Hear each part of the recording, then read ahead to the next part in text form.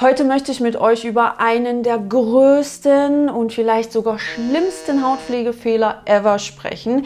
Denn dieser Fehler hat mich am Anfang meiner Skincare-Reise wahnsinnig viel Zeit, Geld, aber auch Nerven gekostet und genau davor möchte ich euch bewahren. Und zwar ist die Rede von der Vernachlässigung der Hautbarriere. Vielleicht kennt ihr das sogar, eure Haut scheint überempfindlich zu sein, sie reagiert verstärkt auf äußere Einflüsse, sie sieht ein bisschen spröder, vielleicht sogar etwas fahl aus, eventuell macht sich Juckreiz bemerkbar und das, obwohl ihr haufenweise Hautpflege mit den angesagtesten Actives wie Glykolsäure, Vitamin C und Retinol verwendet. Eigentlich müsste man das obwohl durch ein weil ersetzen, denn nur weil man eine mit Actives beladene Hautpflegeroutine vorweisen kann, heißt es nicht, dass diese der Haut zwangsläufig gut tut.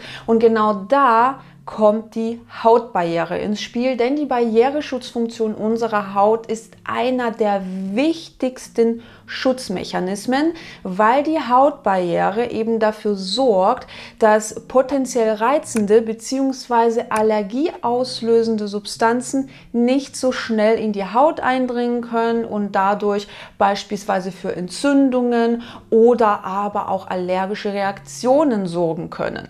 Und für genau diese Barriereschutzfunktion ist unsere Hornschicht verantwortlich. Das heißt, der äußerste Teil unserer Haut und der Teil unserer Haut, den ihr beim Blick in den Spiegel sehen könnt oder wenn ihr eben euren Körper und eure Haut betrachtet. Und da unsere Hornschicht tagtäglich mit bestimmten Stoffen in Kontakt kommt, muss sie natürlich irgendwie damit zurechtkommen. Hierzu gehören selbstverständlich auch bestimmte Actives, die nicht nur Vorteile mit sich bringen, sondern die auch ein gewisses Irritationspotenzial aufweisen. Und natürlich kann man seine Hautbarriere nicht nur mit potenziell reizenden Actives zusetzen, sondern indem man seine Haut auch unnötig mechanisch beansprucht. Zum Beispiel durch harte Bürsten oder aber auch scharfkantige Peelings. Intensive UV-Belastung hat auch einen negativen Effekt auf die Hautbarriere oder beispielsweise auch harsche Reinigung, also indem man Reinigungsprodukte verwendet, die reizende Tenside enthalten, wo die Formulierung einfach auch allgemein nicht sonderlich mild ist oder die vom pH-Wert zum Beispiel auch nicht hautphysiologisch eingestellt sind. Selbstverständlich darf man nicht außer Acht lassen, dass bestimmte Actives positive Eigenschaften mit sich bringen, die sogar zum Teil wissenschaftlich erwiesen sind. Dazu gehört unter anderem die Glykolsäure, Ascorbinsäure, bestimmte Retinoide wie Retinol und Retinal oder aber auch Acelainsäure. Allerdings muss man eben auch darüber sprechen, dass diese Actives in gewissen Konzentrationen oder Formulierungen eben auch ein Irritationspotenzial mit sich bringen können. Klar gibt es noch andere Substanzen, die reizende Eigenschaften aufweisen, die aber längst nicht diese positiven Effekte auf die Haut haben können oder die zum Beispiel auch hautsensibilisierend wirken können. Nichtsdestotrotz ist es halt wichtig, in beiden Kategorien darüber aufzuklären, dass diese Stoffe eben unter anderem ein gewisses Irritationspotenzial mit sich bringen können und auf Dauer einen negativen Effekt auf die Hautbarriere haben können. Und das Wort Dauer ist in diesem Zusammenhang besonders wichtig, denn eure Haut muss nicht sofort in Flammen aufgehen, denn in den meisten Fällen ist die Beeinträchtigung der Hautbarriere ein schleichender Prozess. Aber ab wann ist es zu viel für die Haut? Und diese Frage lässt sich gar nicht so einfach beantworten, weil wir alle sehr individuell sind und auch super individuelle Bedürfnisse haben. Und es kann halt auch sein, dass nicht unbedingt ein bestimmter Inhaltsstoff die Haut strapaziert, sondern dass es eine Kombi aus allem ist. Also wenn ihr beispielsweise ein Serum habt mit 10% Glykolsäure, dann ist auch noch haufenweise Ethanol enthalten, eventuell auch noch super viele deklarationspflichtige Duftstoffe oder ätherische Öle, dann kann schon allein diese Kombi dafür sorgen, dass eure Haut komplett ausrastet. Nichtsdestotrotz kann ich euch einen allgemeinen Ratschlag mitgeben, euch einfach nicht zu sehr von außen unter Druck setzen zu lassen, sei es Social Media oder sonst was.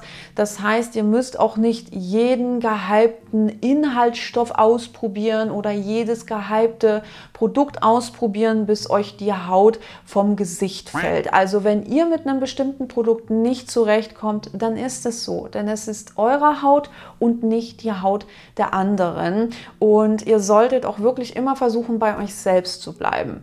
Also zu schauen, was gut für euch funktioniert, wie eure Haut auf bestimmte Stoffe reagiert oder bestimmte Produkte reagiert und dann einfach schauen, was ihr in eurer Routine beibehalten möchtet. Und falls ihr das Gefühl haben solltet, dass ihr mit bestimmten Actives nicht so gut zurechtkommt, dann existieren immer noch haufenweise Alternativ-Actives, die einen ähnlichen Effekt aufweisen, aber ein deutlich geringeres Irritationspotenzial haben. Falls ich dieses Thema nochmal aufgreifen und dazu ein Video machen soll, dann schreibt es doch gerne unten in die Kommentare. Aber was macht man jetzt, wenn die Hautbarriere doch den Bach runtergegangen ist?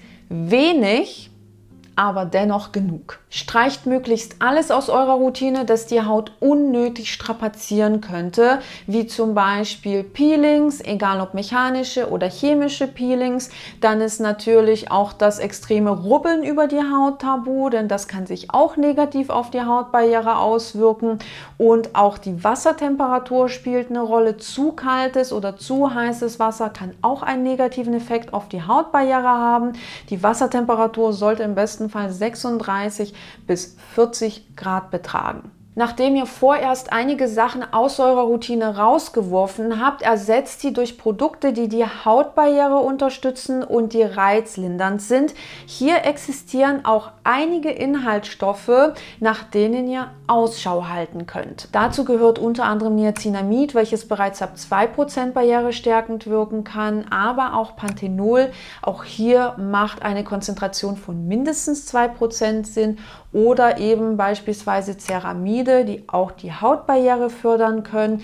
Außerdem existieren noch ein paar beruhigende und reizlindernde Inhaltsstoffe, wie beispielsweise Collodialer Hafer, Ectoin, Allantoin, aber auch Tigergras. Ich mache es beispielsweise so, dass wenn meine Hautbarriere so ein bisschen strapaziert ist, dass ich meine Hautpflegeroutine wirklich auf das Nötigste reduziere.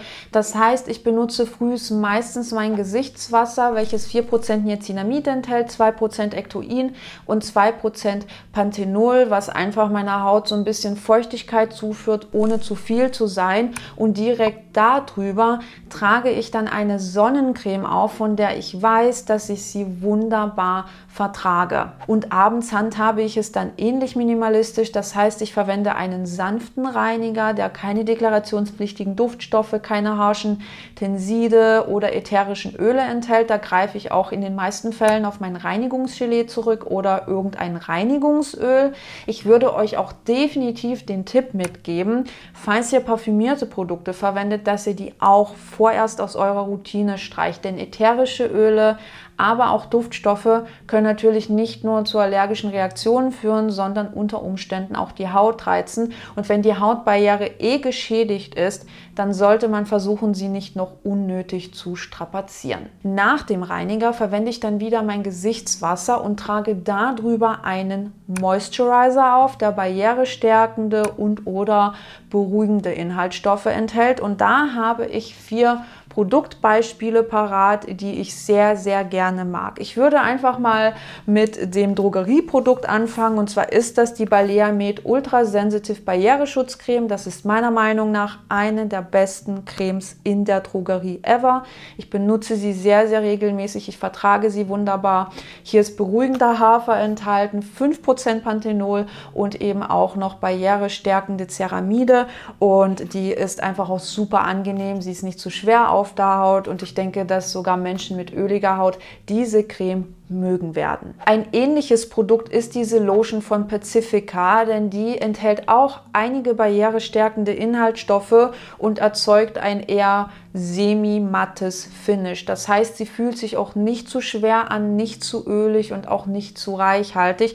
Die würde ich beide ähnlich einordnen und auch hier sagen, dass diese Lotion für Menschen mit öliger Haut gut geeignet ist. Einer meiner absolut liebsten barriereunterstützenden Moisturizer ist der Purito Dermite Relief Barrier Moisturizer. Der enthält verschiedenste Ceramide und der fühlt sich einfach super leicht und angenehm auf der Haut an, aber erzeugt mehr so ein feuchtes Hautgefühl. Also im Vergleich zu diesen hier ist ein bisschen weniger matt und trocken auf der Haut, sondern ein kleines bisschen feuchter. Nichtsdestotrotz würde ich auch hier behaupten, dass das ein Produkt ist, das durchaus für Menschen mit öliger Haut wunderbar geeignet ist. Ich habe ja eine fettarme Haut und das bekomme ich vor allem im Herbst und Winter zu spüren. Deswegen benutze ich während der kalten Jahreszeit ein bisschen pflegendere Produkte und dazu gehört der Dermite Balancing Barrier Balm von Purito. Der ist deutlich öliger, deutlich schwerer, deutlich reichhaltiger im Vergleich zu den anderen 3 Produkten, die ich euch gezeigt habe, und das liebt meine Haut im Winter und im Herbst besonders. Und dieser Balm enthält eben auch noch einige barrierestärkende Ceramide. Diese Routine behalte ich so lange bei, bis meine Haut sich normalisiert hat und passe sie dann einfach entsprechend wieder an. Ich weiß, dass viele Leute darauf beharren, dass Routinen immer gleich sein müssen, aber ich bin da einfach anderer Meinung, denn ich kann ja jederzeit entscheiden, ob ich entsprechend meiner Hautbedürfnisse einfach ein Produkt ersetze und ein anderes verwende, um meiner Haut einfach das zu geben, was sie gerade möchte. Jedenfalls hoffe ich sehr, dass das Video euch irgendwie weitergeholfen hat, dass ihr etwas für euch mitnehmen konntet und würde mich natürlich extrem freuen, wenn ihr dieses Video teilen würdet oder wenn ihr mir ein Däumchen nach oben da lassen würdet oder wenn ihr sogar meinen Kanal abonnieren würdet. Ihr wisst ja, das macht mich immer besonders happy, wenn ihr meine Arbeit wertschätzt, und schreibt mir natürlich auch gerne unten in die Kommentare, welche Erfahrungen ihr mit euren Hautpflegeroutinen gemacht habt, ob ihr schon mal eure Hautbarriere zerschossen habt, was ihr getan habt, wie es euch damit ging, damit wir uns einfach noch mal ein bisschen in den Kommentaren austauschen können. Und wir sehen uns dann im nächsten Video. Ciao!